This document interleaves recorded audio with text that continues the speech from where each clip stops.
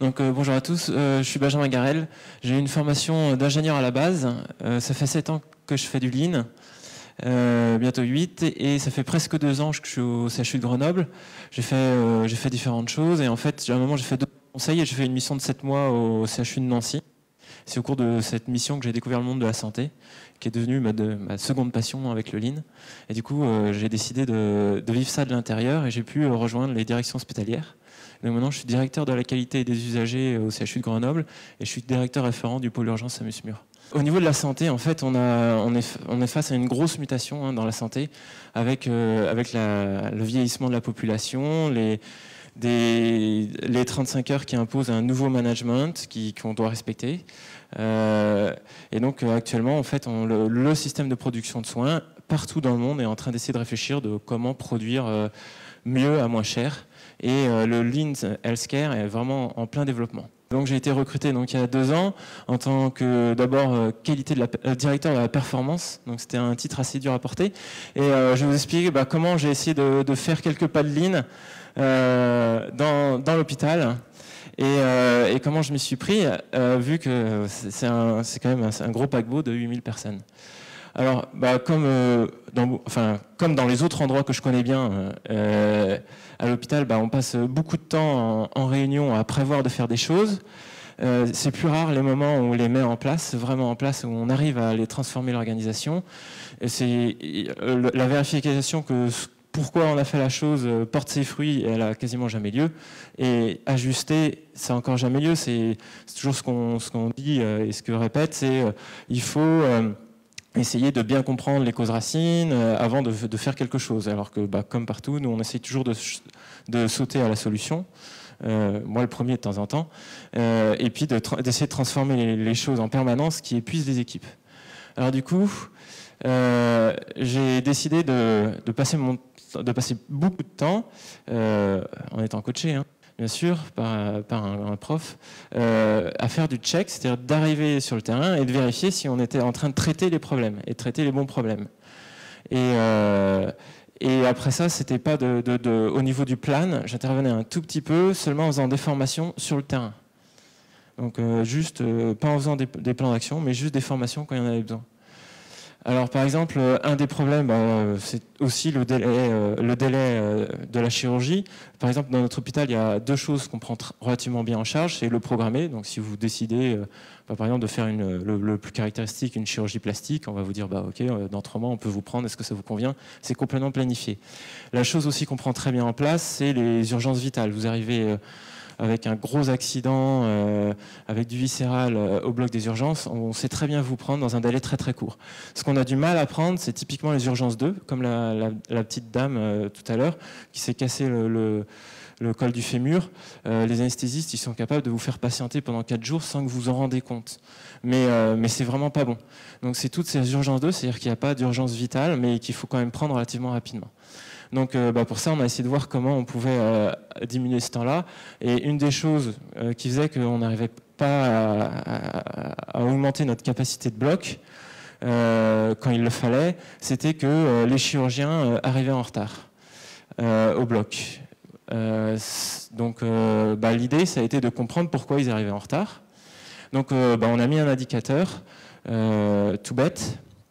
Et déjà, rien que de mettre l'indicateur, ça a permis de faire gagner une vingtaine de minutes. On est passé de 10h25 en moyenne d'heures de première incision à 10h08.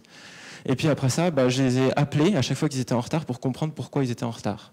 Et donc là, j'ai fait juste du check pour comprendre pourquoi. À chaque fois, ils avaient de bonnes raisons. La plupart arrivent très très tôt à l'hôpital.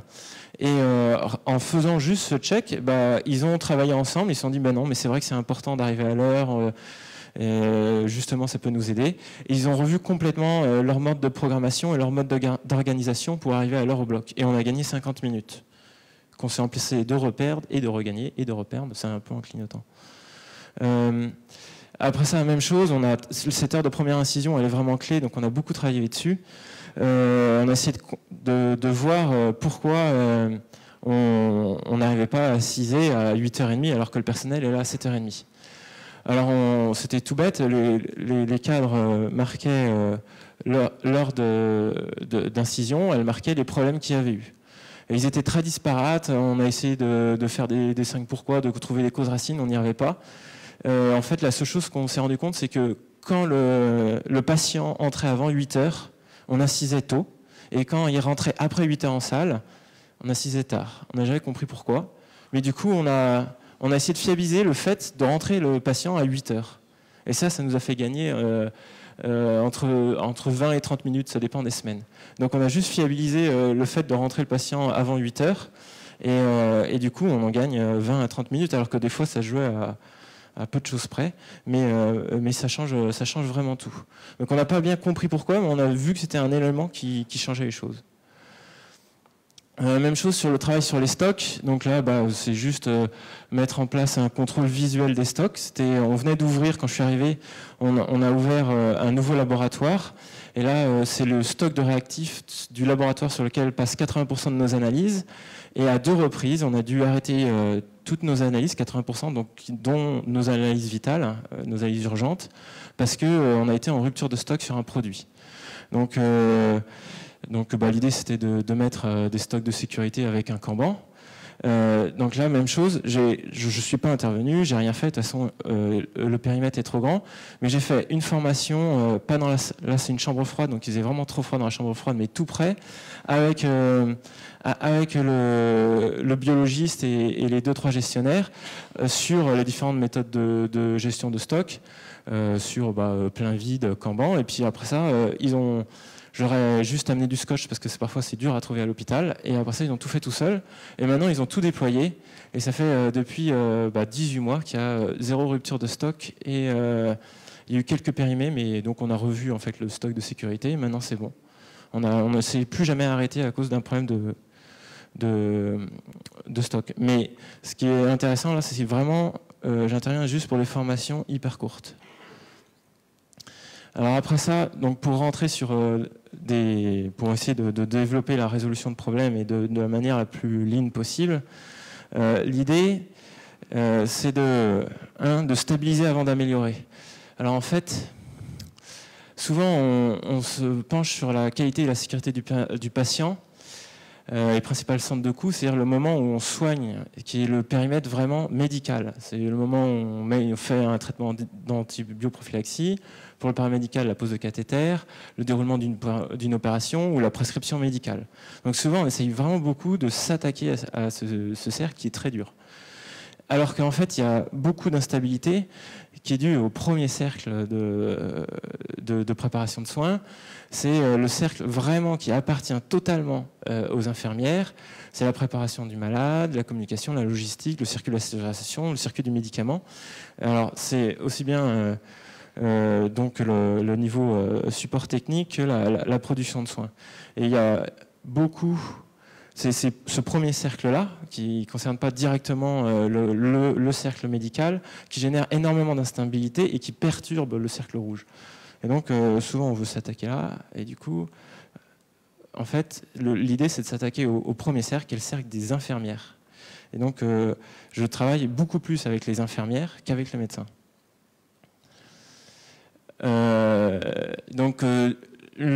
Souvent, on commence par essayer de supprimer les problèmes logistiques qui sont très nombreux dans les hôpitaux, d'essayer de stabiliser l'organisation et d'organiser la résolution de problèmes en développant le travail en équipe. Donc c'est vraiment l'idée, elle est là, c'est de commencer à dire oui, vous avez des problèmes logistiques, on va essayer de les faire, d'arrêter les très gros projets de réorganisation et de voir comment on peut développer la culture de résolution de problèmes par le travail en équipe.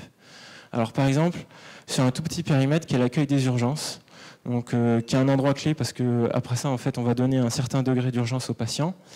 On a fait un tout petit travail sur un point qui bloquait depuis des années, où en fait quand vous arriviez aux urgences, vous donniez votre nom à une infirmière, puis après ça que vous alliez à un autre endroit où vous faisiez votre entrée administrative, puis vous reveniez voir l'infirmière. Toujours est-il que en fait vous voyez 3 personnes différentes, c'était générateur de stress, d'angoisse. Et donc en fait, là on a fait c'est un simple chantier Kaizen, mais l'idée c'est même chose, là c'est pas moi qui l'ai fait.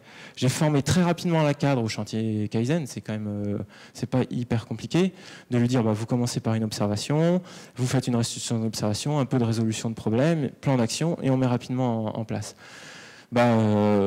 Donc on a fait une formation, ça a duré 4 heures. Après ça, on a préparé ensemble la réunion, mais elle a fait tout le travail toute seule.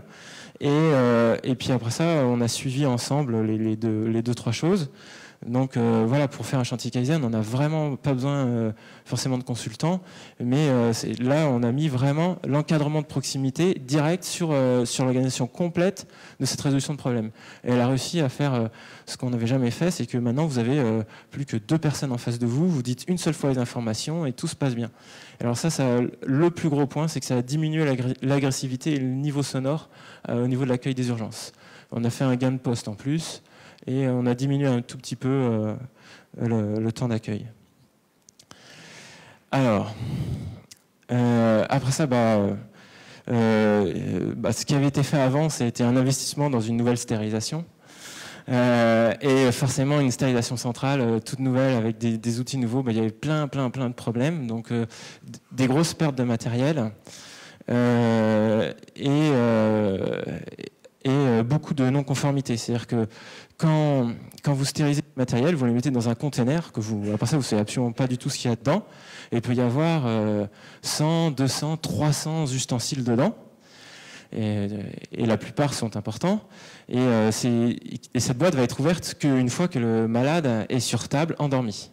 Et donc, quand vous rouvrez la boîte et que vous trouvez qu'il manque des choses, c'est excessivement angoissant pour le chirurgien, pour l'équipe, pas pour le patient puisqu'il ne s'en rend pas compte. Donc l'idée, et l'autre chose aussi, c'est qu'on avait une grosse variabilité sur le temps de remise à disposition de ce matériel. Le matériel, s'il y a des usineurs dans la salle, ils savent que c'est un matériel qui coûte très très cher. C'est encore un des endroits sur lesquels ils se font des grosses marges. Et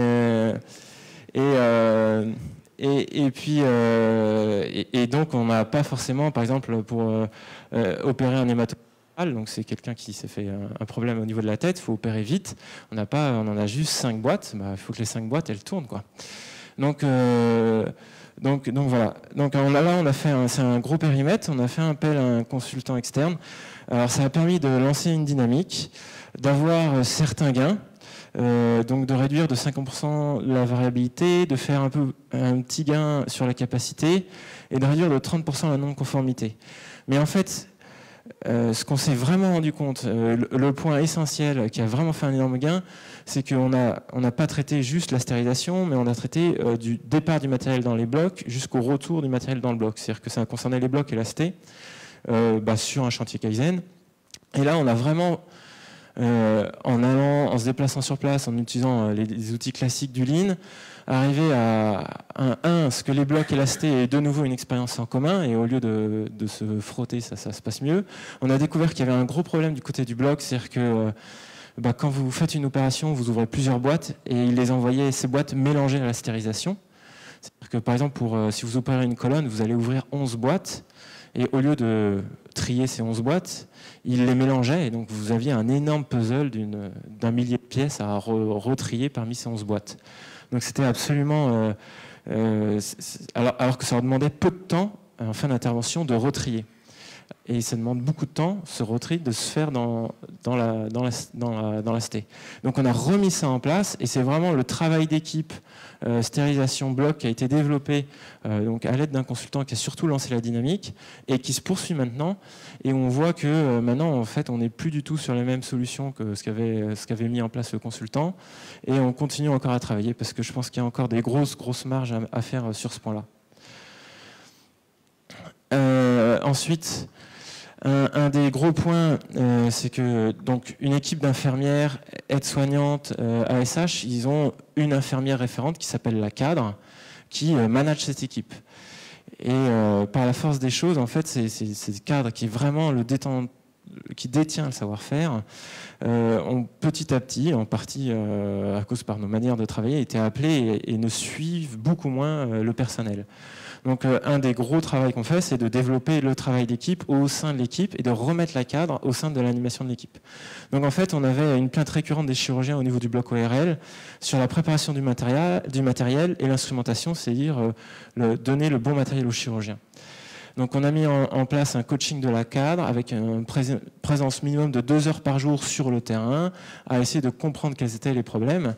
C'était un peu une mise en place d'un andon, c'est-à-dire que dès qu'il y avait un problème, il devait référer à la cadre qui était là. Et on a corrigé systématiquement les fiches standards qu'on appelle les fiches de préparation de salle. Et donc on a ramé pendant 6 mois, et au bout de 6 mois, de façon incroyable, les chirurgiens nous ont dit « Ah mais non, c'est vachement bien, tout se passe bien avec l'équipe maintenant », alors qu'ils nous demandaient de changer toutes les infirmières. Donc ça a vraiment bien marché. Le deuxième point aussi, toujours pour travailler la résolution de problèmes en équipe, là c'est une cadre qui est un peu la chef d'équipe, elle est animée par une cadre. Donc là, toujours dans les blocs, ce qu'on a fait, c'est que tous les jours, la cadre fait un point, enfin un peu de l'animation intervalle court, un point avec l'ensemble des cadres du bloc, le cadre d'anesthésie, pour voir les problèmes qualité qu'on a eu la veille sur la programmation, les problèmes de programmation du jour, et voir comment on peut arriver à caser plus de patients en bougeant soit le personnel, soit les interventions.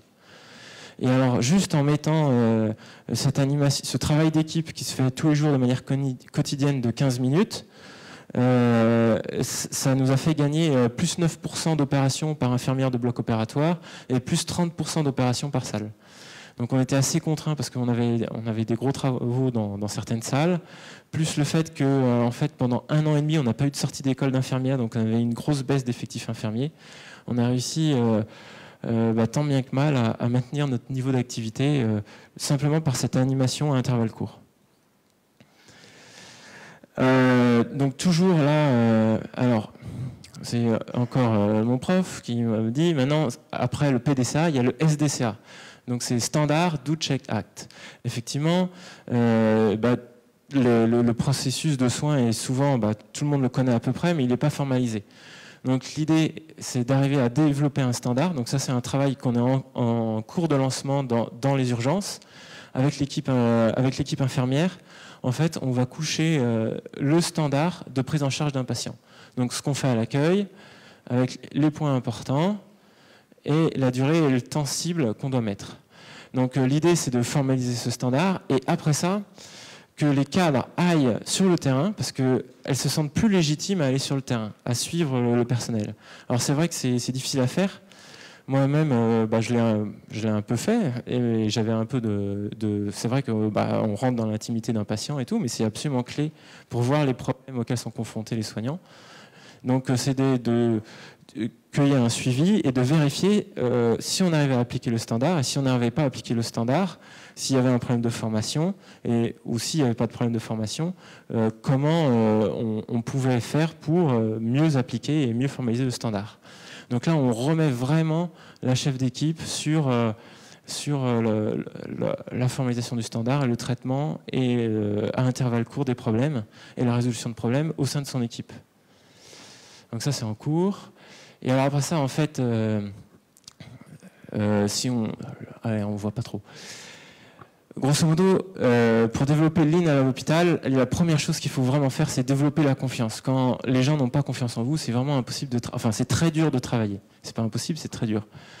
Donc, c'est en partie ce qui a déjà été dit dans les présentations avant, par l'écoute, aussi en arrêtant le projet de réduction de coûts si considéré comme impossible par l'équipe. Donc c'est de se dire, moi quand l'équipe me dit ça on n'arrivera pas à le faire, c'est de dire pourquoi pas, mais on va travailler dessus. On se note et on essaye de comprendre pourquoi on n'arrive pas à réduire nos coûts sur tel endroit. Et puis quand ils demandent à vraiment remettre d'efforts sur certains endroits, c'est de les remettre et de comprendre et de travailler avec eux pour voir si on peut les enlever. Après ça, donc là, vraiment ce qu'on fait depuis maintenant, que je fais depuis 2 ans, c'est développer, donc c'est d'abord de créer la confiance et puis de développer la résolution de problèmes. Donc en formant les cadres sur le terrain, en mettant des indicateurs tout simples avec des feuilles et d'arrêter les reportings compliqués qui leur demandent souvent beaucoup de temps. Et puis de venir très régulièrement en permanence sur le terrain pour vérifier qu'on est en train de résoudre le problème parce que souvent elles sont appelées à plein de choses et ça s'arrête. Donc il faut dire non, c'est hyper important, moi je vous demande de le faire, c'est non négociable. Et puis le dernier point, c'est en insistant sur la déclaration des accidents. Donc c'est quelque chose de très tabou, tout le monde a peur de la judiciarisation des problèmes. Donc de dire non, il faut déclarer les problèmes, même si vous avez peur de ça, il faut en parler aux patients. Vous avez une obligation légale sur ce point-là. Et le dernier point qui reste à développer à l'hôpital, parce que c'est vraiment le plus dur, un des piliers du Lean, c'est de travailler sur le flux. On parle tout le temps du flux-lissé.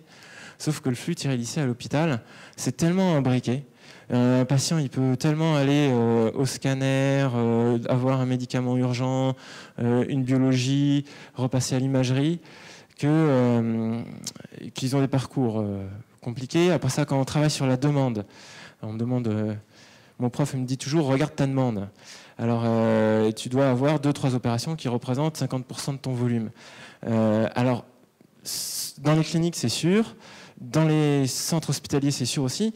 Mais dans les CHU, en fait, les CHU, c'est tous les cas un peu compliqués de l'arc alpin qui arrivent. Donc, et ça fait que, par exemple, en regardant la demande qu'il y a sur un bloc, j'ai plus de 30 opérations différentes pour atteindre 50% de mon volume d'opération. Donc standardiser le gros volume d'opérations, par endroit c'est possible, mais c'est pas possible partout. Donc développer ce flux-lissé à l'hôpital, qui est pourtant l'un des piliers clés du Lean qui fait apparaître les problèmes, c'est pas facile. Alors j'ai été en Angleterre voir ce que faisaient 2 personnes et qui développent des outils qui sont pas tout à fait du flux-lissé, mais qui font apparaître les problèmes un peu comme le flux-lissé. Donc ce sera une de nos prochaines étapes à tester. Et voilà.